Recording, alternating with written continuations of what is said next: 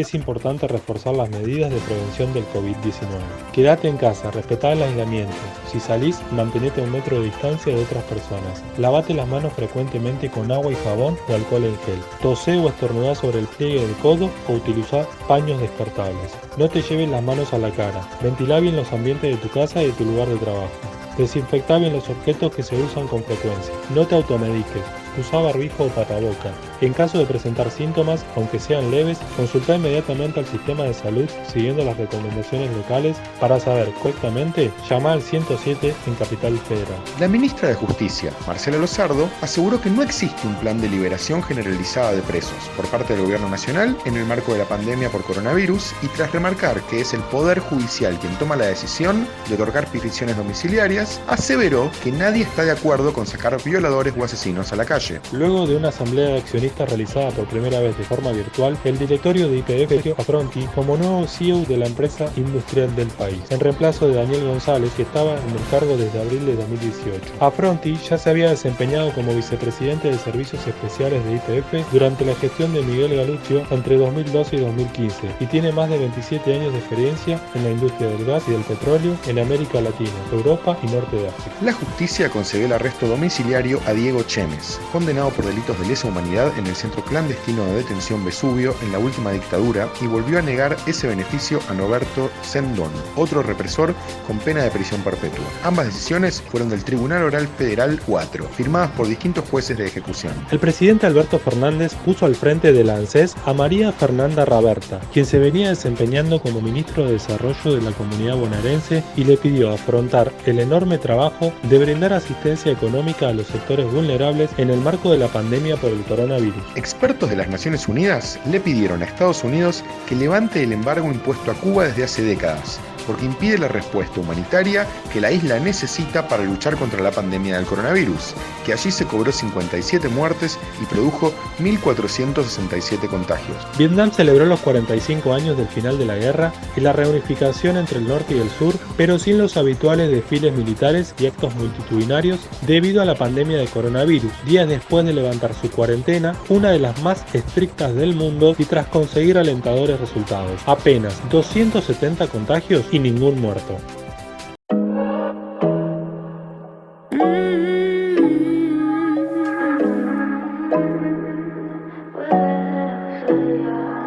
El más lindo horizonte, cristal que no se rompe. Vos sos como el agua bendita que enciende la niebla y se agita. Vamos a romper que el futuro es este instante, que todo a nuestro alrededor respira, y convertir nuestro veneno en medicina y volverlo todo como luz.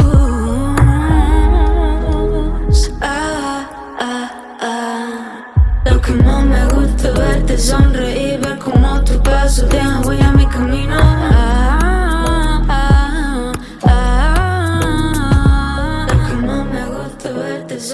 Sabemos que la crisis económica producida por la cuarentena ha pegado fuerte en los trabajadores de la cultura. Estamos comunicados por WhatsApp con Rodrigo Calvete, bailarín e integrante de la asociación TTD Trabajadores del Tango Danza. Se trata de una asociación civil sin fines de lucro que lleva casi 3 años trabajando para generar mejores condiciones laborales para el sector. ¿Qué ocurre, Rodrigo, con los trabajadores y trabajadoras vinculadas al tango?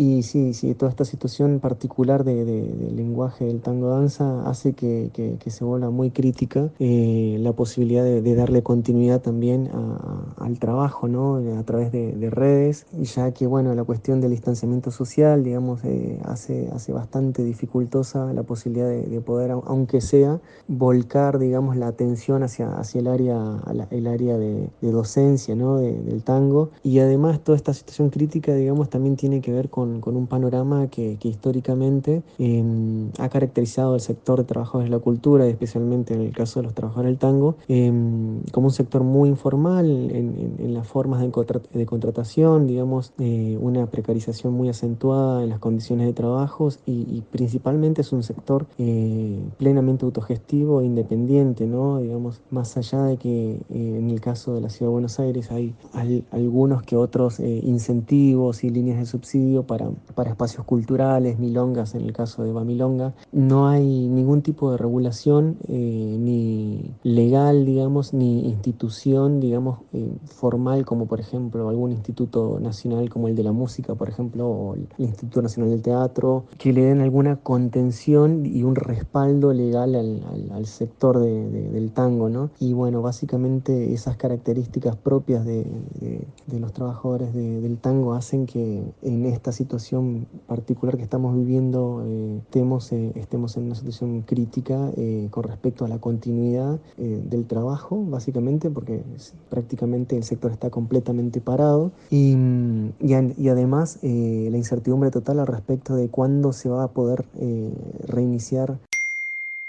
Hay una cantidad de espectáculos y eventos de tango relacionados con la industria del turismo, pero también hay una movida tanguera porteña nacional muy grande. ¿La situación de informalidad laboral es la misma? Lastimosamente la respuesta es que sí, que el trabajador de la cultura en general y el trabajador del tango en todos sus ámbitos, por decirlo así, digamos, tanto músicos, cantantes, bailarines, musicalizadores de tango danza, organizadores de milonga, lastimosamente sí trabajan dentro de un ámbito que está caracterizado por la informalidad, como ya comentaba en la respuesta anterior. Las condiciones de contratación en el caso de los bailarines, ya sea en el ámbito social como en el ámbito escénico, digamos, de estos espectáculos internacionales grandes, básicamente son las mismas, digamos. En el caso de los grandes espectáculos, digamos, de las casas de tango y shows, a pesar de que los shows se desarrollan con regularidad, los bailarines son siempre contratados bajo, en su gran mayoría, en más de un 90%, son contratados bajo la figura del monotributo, digamos, como prestadores de servicios. Y a pesar de que uno trabaje por más de 5 años, 8 años en algunos casos o más inclusive, digamos, nunca se pasa a los trabajadores a la planta permanente. Y en el ámbito social, digamos, las propias condiciones en las que se dan, por ejemplo, las expresiones sí, más sociales, particularmente como por ejemplo las milongas y otro tipo de eventos de esa característica, digamos, hacen que tampoco, digamos, los organizadores puedan contratar formalmente los servicios de los artistas, digamos, obviamente, para un evento difícilmente puedan generar y garantizar unas condiciones de contratación ideales, teniendo en cuenta que el margen que se tiene con respecto a lo material, digamos, el margen de producción, digamos, que se tiene en relación a la construcción de estos espacios, digamos, es mínimo, es totalmente autogestivo, independiente y en algunos casos linda con la clandestinidad, digamos, por la dificultad que se tiene a la hora de poder habilitar espacios, digamos, para la realización de milongas o centros culturales y lo que conlleva el mantenimiento de estos espacios, ¿no? Y ni hablar del asedio de los organismos de control, digamos, que en los últimos años, digamos, han generado una gran devastación, digamos, de estos espacios culturales y milongas. ¿Han encontrado respuestas desde los empleadores? Con respecto a las respuestas que han dado los empleadores de estos espacios, ¿no? Los espacios de show y espectáculos vinculados a un público más internacional, la respuesta ha sido bastante diversa. Hemos hecho distintos relevamientos para dar contención a la situación, digamos, de los compañeros y compañeras bailarines de estos espacios. Al momento de la declaración del aislamiento obligatorio, había un recuento de más de 200 bailarines trabajando en estos espacios, en cerca de 20 casas y shows de tango, y en el relevamiento, digamos, logramos destacar algunas características particulares, como que, bueno, las condiciones de contratación eran muy variadas, pero en general, en más de un 90%, como te había comentado, respondían a la contratación a través del monotributo. Solamente un porcentaje muy pequeño genera algún tipo de contratación a través de un blanqueamiento de un mínimo del salario y luego el resto se paga en negro, digamos. Este caso es como responde a menos del 5% del total de las casas que relevamos y otras casas directamente, digamos, lastimosamente pagan en negro directamente sin ningún tipo de facturación, digamos, de parte del bailarín o el trabajador del tango vinculado a esos lugares. ¿Cuál crees que es el futuro del tango a partir de ahora?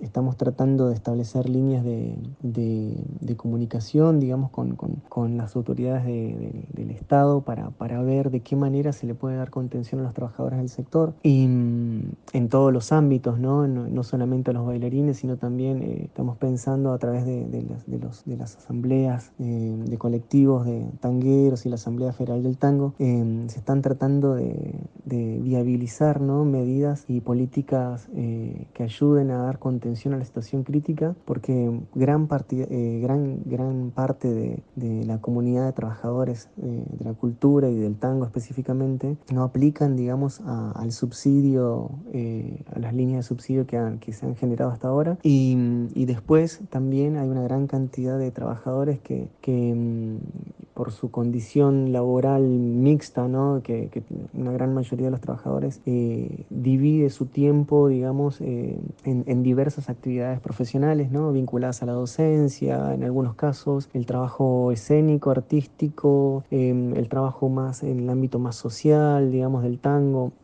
Y en algunos casos aquellos que tienen, digamos, un porcentaje de su trabajo en blanco, digamos que quizás no cubre ni siquiera el 50% de sus ingresos mensuales, también fueron excluidos de esta línea de subsidio. Y además también, bueno, hay muchas estrategias, ¿no? de solidaridad y de comunidad hacia adentro del sector de la cultura y del tango, digamos, que están de alguna manera también tratando de dar contención al sector, digamos, como hasta mañana estaba en vigencia el Festival Unidos Tango Festival, que también estaba pensando o estaba enfocado en generar, digamos, a nivel internacional algún tipo de ayuda, ¿no? Para todos los trabajadores del sector que estaban tanto acá en la Argentina como en el resto del mundo, digamos, a través de la monetización, digamos, virtual de clases, shows virtuales, conciertos, etcétera.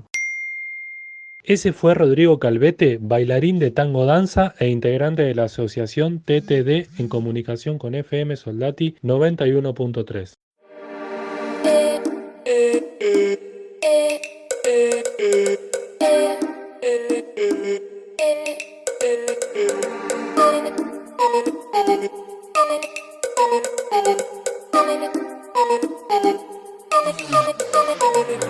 Caminar contigo por la acera, ¿será que fue fuego de primavera? Éramos dos, dosis de algo distinto, instinto que quema y aquí estoy aquí estoy aquí estoy aquí estoy. Yo siento que me está quemando. Ando buscando un ratito, mamá. Sé que tú me estás llevando. Dosis de tu juego que me tiene bien pegada y escucho a lo lejos un canto. Estamos comunicados nuevamente con Mariana Salgado para tratar temas relacionados con el ambiente. Ya hace varias semanas estamos profundizando un tema bien de Soldati, que es la planta recicladora de Varela. Ya entendimos que no es una planta de áridos, porque ahí dentro se procesan muchos otros tipos de residuos. Lo malo es que no hay control de cómo se hace ni de cómo afecta a quienes vivimos en el barrio. Entonces, Mariana, ¿cómo vamos a seguir con el tema? Hoy vamos a hablar sobre el contexto en el que se inserta este centro de reciclaje de la ciudad, de Villa Soldati, sobre el que venimos hablando tanto en las últimas columnas.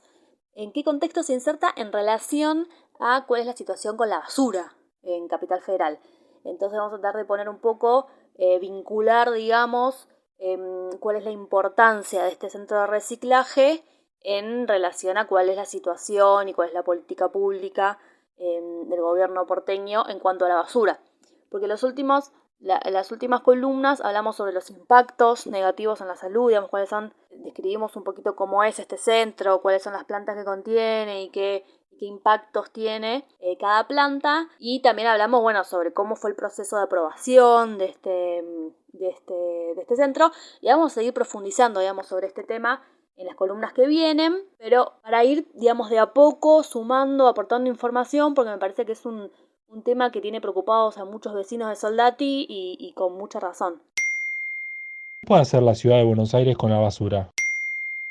Bueno, ¿en qué contexto se inserta este centro de reciclaje ubicado en Villa Soldati? En un contexto de crisis total, digamos. El gobierno porteño no sabe qué hacer con toda la basura que genera y tiene una ley de basura cero muy ambiciosa y nunca pudo cumplir las metas que se puso en esa ley. Imagínense, Capital Federal genera 1,5 kilos por persona por día de residuos. La media en todo el país es de 0,85 kilos. O sea que nosotros generamos mucha más basura que cualquier otra región del país. Eso tiene sentido porque la región de Cava es la región más rica del país. Entonces, a mayor consumo, mayor generación de residuos. Pero entonces, la ley, ante esta situación, Cava tiene una ley de basura cero que fija un cronograma de reducción progresiva en la disposición final de residuos. O sea, en la basura que se lleva a los rellenos sanitarios, al SEAMSE. Los residuos sólidos urbanos se llevan a basurales. La de Capital se lleva al SEAMSE, al predio que se llama Norte 3, que queda ahí por el camino al Buen Aire. Entonces, esta ley dice, para 2010 tenemos que haber reducido la cantidad de basura que llevamos a los rellenos en un 30%. Para el 2012 en un 50%, para el 2017 en un 75%, y así llega hasta el 2020 que prohíbe la disposición final de materiales aprovechables en rellenos sanitarios. Que la mayor parte de la basura es aprovechable, porque el cartón es aprovechable, el plástico es aprovechable, lo orgánico es aprovechable. Entonces, esta ley se dispone metas muy ambiciosas que jamás pudo cumplir. Creo que esta ley es la ley más incumplida del planeta, porque en 2017 no se había llegado a reducir ni el 26%. Imagínense, o sea, la meta para el 2010 era del 30% y en 2017 no se había llegado ni siquiera al 26%, o sea, un papelón. Ante esta situación, el gobierno porteño modifica la ley de basura cero y permite la incineración de residuos. Creo que esto lo deben haber escuchado porque causó mucho revuelo. Imagínense, el gobierno porteño dijo, estamos en 2018, en 2 años no tenemos que mandar basura aprovechable a los residuos, a los rellenos sanitarios. No pudimos reducir ni la mitad de la basura que generábamos. Bueno, entonces agarra y mete, digamos, saca de la galera el tema de la incineración. Esto fue muy discutido, hoy en día está frenado por la justicia. Está ahí a la espera de las apelaciones y de todo el procedimiento que tiene, el procedimiento legislativo que tienen estas leyes cuestionadas, ¿no? Entonces, pero bueno, este es el contexto de crisis total. Digamos, el gobierno no sabe qué hacer con la cantidad de residuos que genera y esta planta aparece no como una solución, pero bueno, como un comodín. Decir, bueno, yo no incumplí siempre la ley de basura cero, pero puse una planta de reciclaje que si funciona plenamente voy a poder ayudar o voy a poder alcanzar progresivamente las metas que me puse. Entonces, ¿toda gran ciudad necesita una planta recicladora? Entonces, siempre como que llegamos a la misma conclusión, digamos. Que haya un centro de reciclaje en la ciudad, ¿es importante? Sí, es importante. Está bueno. Todas las ciudades deberían tenerlo. Algunas ciudades, yo odio compararnos con Europa porque me parece que no tenemos nada que ver, pero digamos, la mayor parte de las ciudades que están en una mejor situación económica que la nuestra tienen estos centros, digamos, y es importante recuperar la basura, es importante arrojar menos desechos a la naturaleza, pero de vuelta el eje está en dónde se ubica este centro, dónde está ubicado, debería estar alejado de las personas. Y aparte también hay algo que se mete en cuestión y que vamos a profundizar en la columna que viene, que es sobre los negociados que hay detrás de esto, ¿no? Porque el reciclaje en la ciudad es importante, pero es importante hacerlo de una manera inocua para la población y es importante hacerlo sin tramoya económica, digamos, hablando mal y pronto, sin especular, porque por más que lo que uno está haciendo está bien y que la finalidad, digamos, sea abonar esta idea de la ciudad verde, si uno le está contaminando la vida de las personas y aparte está haciendo negociados políticos, ya como que la finalidad tan noble se va perdiendo. Así que en esta columna les dejo esta información sobre el contexto de la basura y la próxima vamos a hablar sobre quiénes son las principales empresas beneficiadas con la concesión de las plantas que están en el centro de reciclaje ubicado en Villa Soldati. Ella fue Mariana Salgado, acercándonos a todos los vecinos y vecinas de Soldati más información ambiental de su barrio. Estoy desesperada, imagino un futuro y veo que no me espera nada. Miro a mi alrededor, veo la tierra devastada, gastada, atada, toda rota, tan maltratada. Estoy desesperada, igual seguiré siempre a todo nada. La desesperación por la traición es el motor de mi máquina que vuela y nada. Estoy desesperada, mirando a ver si llega y desespero porque sé que yo no soy esperada. No hay prueba superada, no hay buena, no hay bañada. Hay gente engañada, amada y odiada. Una mente dañada, no tiene retorno. Este trastorno se tornó eterno. Estoy al horno, estoy desesperada. Miro a mi alrededor y veo una tierra devastada. Estoy desesperada, grabando acá con J. Esto era lo que quedaba, aprendiendo que el que recibía era el que daba. Andaba caminando con mochilas pesadas, viendo dónde quedaba. Estoy desesperada, grabando acá con J. Esto era lo que quedaba, aprendiendo que el que recibía era el que daba. Andaba caminando con mochilas pesadas, viendo dónde quedaba. El lugar para expresar mi sensación acorralada, buscando un camino algo mejor que el que me daban. Medios de comunicación cooperativos, autogestivos, recuperados y comunitarios expresaron la urgencia de ser contemplados dentro de las políticas económicas anunciadas por el Estado en medio de la crisis del COVID-19. Estamos comunicados con Lucas Pedula, periodista e integrante de la cooperativa La Vaca. Contanos, ¿cuál es la situación del sector?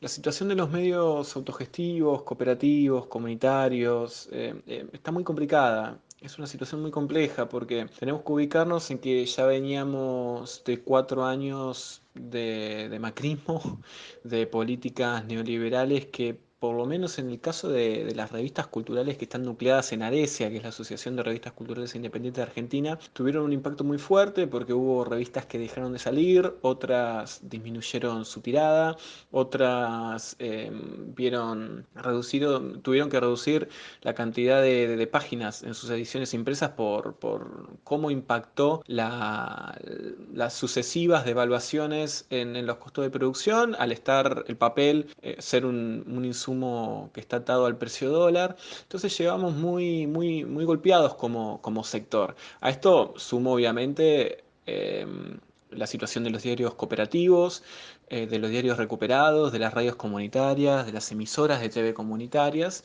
y que esperábamos que con el cambio de gestión hubiera una apertura que empezara a contemplar a este sector no como medios desde una visión emprendedurista, desde la cual a veces te ubican como 2 o 3 personas que se hicieron un emprendimiento y vieron a ver qué pasa y de repente les empezó a ir bien con la revista, con la radio, con la emisora de TV, sino como un sector que cada día crece más. Según un relevamiento que se realizó desde la iniciativa por una comunicación más plural y diversa, en la cual estamos revistas culturales, radios cooperativas y diarios cooperativos también, según ese relevamiento somos más de 500 medios comunitarios, autogestivos, que generan fuente de trabajo para más de 10.000 trabajadores y trabajadoras. Es decir, que estamos hablando de un sector que genera trabajo, que no es emprendedor, sino que realmente forma parte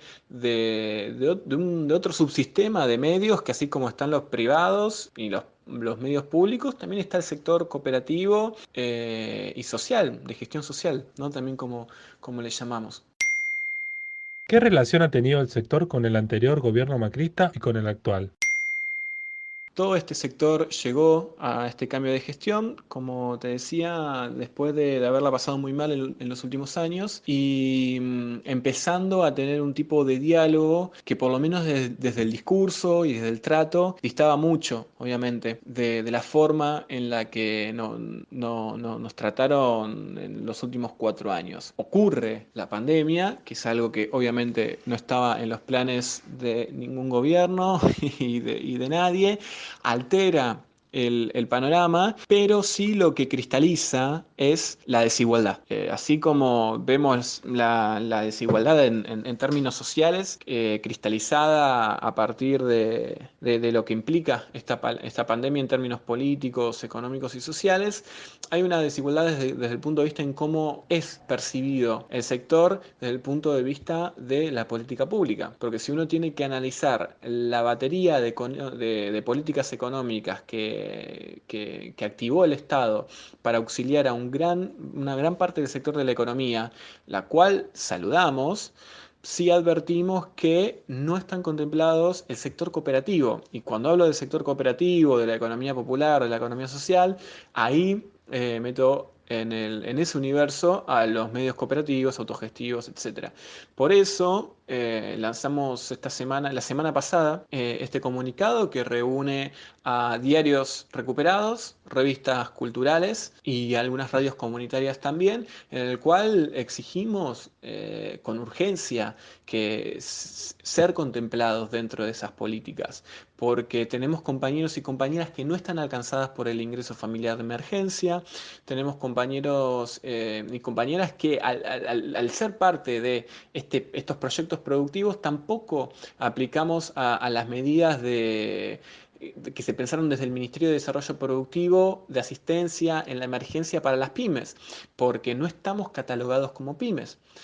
Por las cooperativas de trabajo, las asociaciones civiles o las ediciones que están estructuradas fiscalmente desde el monotributo. No entramos en ninguna de esas categorías y ni que hablar de que sigue existiendo una distribución arbitraria de la publicidad oficial, que hubo un intento de regularizar eso, por lo menos de empezar a fijar algunos criterios por parte del Estado, pero que vemos que desde el comienzo de la pandemia hasta ahora los ganadores de toda esa torta publicitaria siguen siendo los mismos de siempre.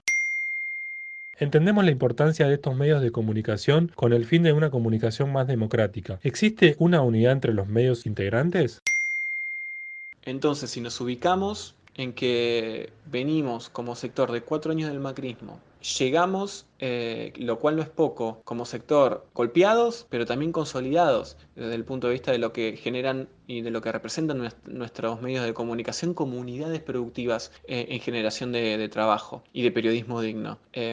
Y estamos atravesados ahora por esta pandemia y por esta restricción que genera esta pandemia en términos sociales y económicos. Vemos que al ser excluidos en toda la batería de políticas que se tomó y también al ser dejado de lado en la distribución actual de la publicidad oficial, no queda mucho por pensar desde el punto de vista en que estamos siendo un sector que está siendo discriminado por parte de las políticas que se están tomando el Estado. Entonces, el comunicado, si bien saluda todas estas políticas y valora la decisión del Estado de no dejar caer a ninguna empresa ni a ningún trabajador y trabajadora, también lo que exigimos son medidas concretas para el sector cooperativo y dentro de ese sector a los medios autogestivos, comunitarios y populares que generan fuente de trabajo, reitero, para más de 10.000 personas.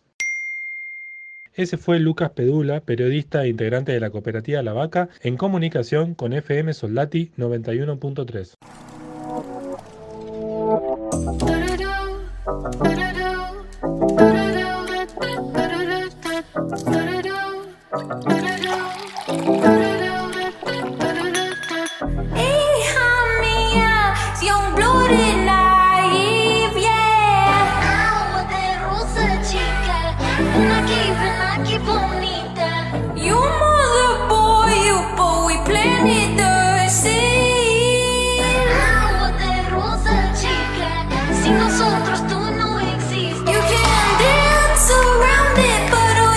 Movement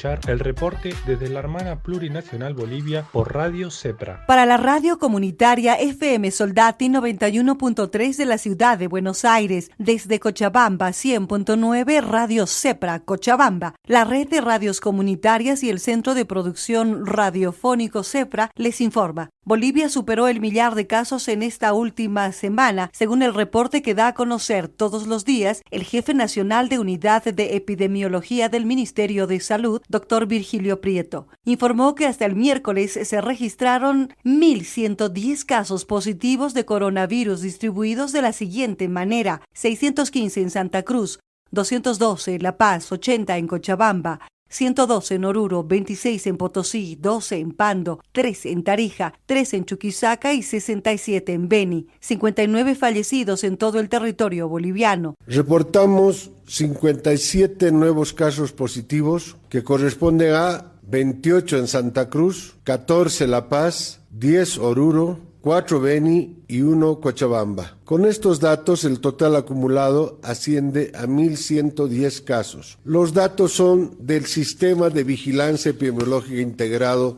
del Ministerio de Salud.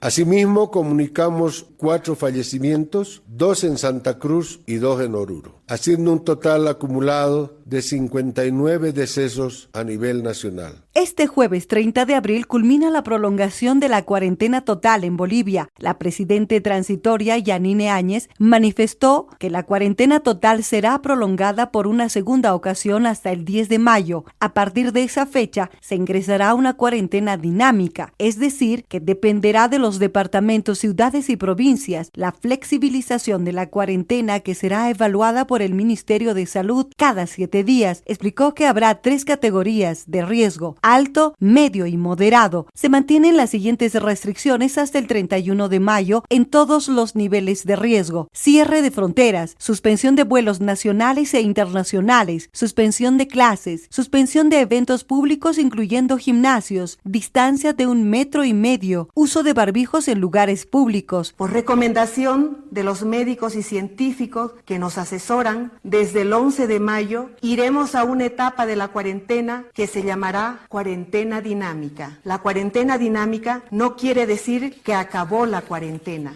Quiere decir que hay nuevas normas. Los departamentos y las ciudades que vuelvan al trabajo deberán cumplir normas realmente estrictas de seguridad para todos sus trabajadores. Estas normas son las que recomiendan los profesionales de la salud y los científicos nacional e internacionalmente. Abrir un poco la cuarentena o cerrarla del todo para unos o para otros dependerá de cómo se esté controlando la pandemia en cada lugar. Por ejemplo, dependerá del aumento de los casos en los departamentos y municipios donde hay riesgo moderado, que recuerden, es la categoría de riesgo más baja. La cuarentena funcionará de la siguiente manera. Número 1, se podrá trabajar 8 horas al día, de 6 de la mañana a 4 de la tarde. Número 2, los horarios de atención al público serán de 6 de la mañana a 6 de la tarde. Número 3, la gente no podrá estar en espacios públicos desde las 7 de la noche hasta las 5 de la mañana. Número 4, habrá restricciones de salida de vehículos según el número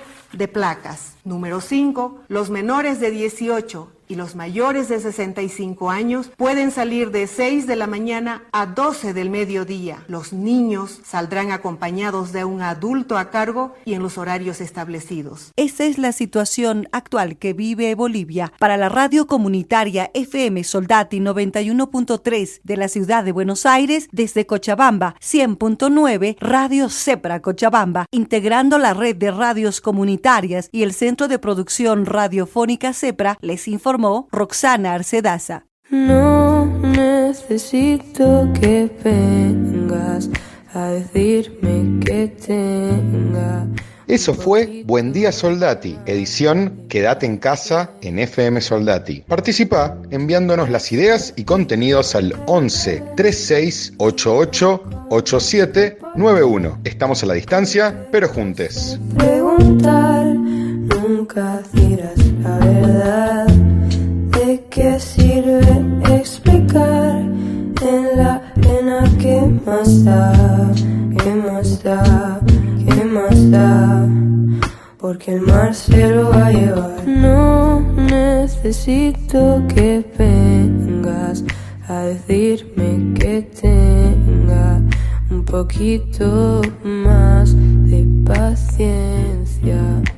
No necesito que vengas a decirme que tenga un poquito más de paciencia. Mejor si no nos vemos, prefiero que sea